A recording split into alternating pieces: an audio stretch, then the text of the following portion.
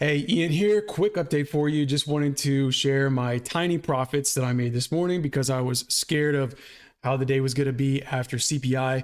Any kind of big news like that really moves us down from like, what is it, 820 to 520, 300 points down. I did expect we would recover back up some, but, I didn't know if it was going to be really, really choppy or what. So I just didn't want to risk too much today. So if we look over here on my accounts dashboard, you can see the purple ones are evals, the green PA icon for the PAs. That's all the PAs I have right now. You can see I passed an eval up here. I've got a couple more near passing, but this goes back to when I made my bot tilt for me on the new different strategy, thinking, no, it's got to work. It's got to work. I worked so hard on it. Nobody cares how hard I worked on it. The market doesn't care how hard I worked on it. Goodness. So that was dumb. Anyway, I made another video about that and you've probably seen it already. So I'm not going to rant about it again. Anyway, it was just me being stupid. So back to the profits. So you can see some of them are 136, 156, others are 383. And that's because I disabled copying on these accounts that are still 130 and 150. I disabled copying after it completed the first trade because I was just, not feeling too confident about today. I love trading on days where we've got, if you use Forex Factory's calendar, it would be orange or red folder news. But there's certain days where that might not be the best idea, or the news is at the wrong time for me to trade. For example, if there's some sort of huge news at 10 a.m. or 9:45 even, then it's less likely that I'll have a great trade from 9:30 to 9:40. So I need to risk down or stay out because it's more likely to chop around instead of, going, one little fake out and then, okay, we're going down, at least 20 points. I need that kind of move for this to work. And so anyway, maybe I'll talk about this a little bit more. 1049, you can see here, I did not trade this account because I have 1049 in available payout I could take, and I don't want to mess that up right now. So especially on a day that I wasn't sure about.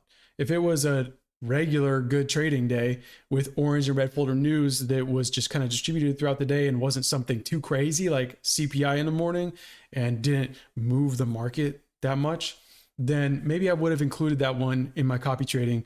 But I just wanted to keep that 1049. I don't want to give any of that back right now on a day like this. So one thing I really like having this distance to minimum safety net, this last column here, is showing that I have only $335 left for this 250K PA right here.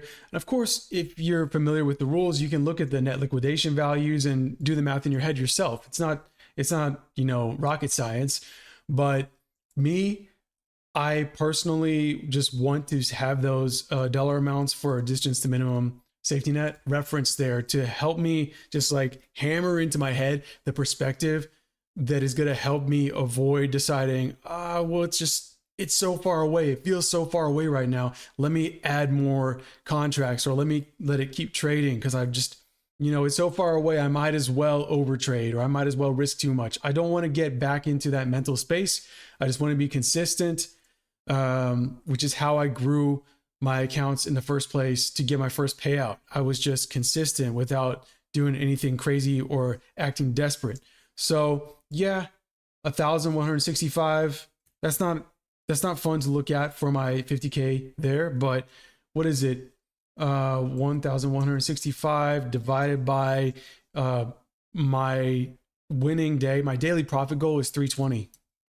So that's less than a week, 3.6 days. So a lot of times if I look at a PA that has a $51,000 balance, I would feel mentally immediately like, oh man, that's going to take at least like 3 or 4 weeks to get to even the minimum safety net of 52,600. No, it's not. So, maybe other people don't need this buffer and distance to minimum safety net, but I need those. Sorry if I talk too fast, by the way. It's just a habit of mine. I'm trying to slow down and pronounce words more clearly. Yeah.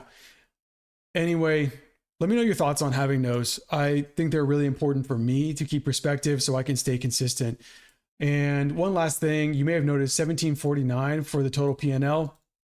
That's wrong right now. I thought I had fixed that, but I need to go into my code and fix that so it doesn't include the evals in there, because obviously I don't care if my evals have P&L, from a business perspective. I guess I care if I see that they passed or if they were positive for the day, but I don't want to see them mixed in my total P&L for my PAs, because I'm thinking about it like, okay, so if I had all my PAs at minimum safety net or higher, then that's how much money I actually made today. That's what I want to be there. So in reality, that's like $1,208 that it should say there.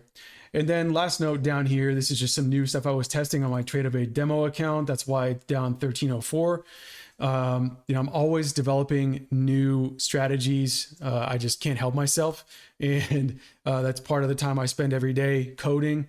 And so, hey, most of them don't work out, but I test new things every day. And if I find something good, then I test it more, do a lot of market playback, and then eventually start testing it on evals and stuff like that. But anyway, the strategy I'm using now is still that original strategy that I developed from May 2024 to December 2024. So that has proven itself that, if I use proper risk management, I'm going to just grind higher on my accounts. So let me know your thoughts or any questions and suggestions for this account dashboard and how your trading's going. And I will see you in the next one.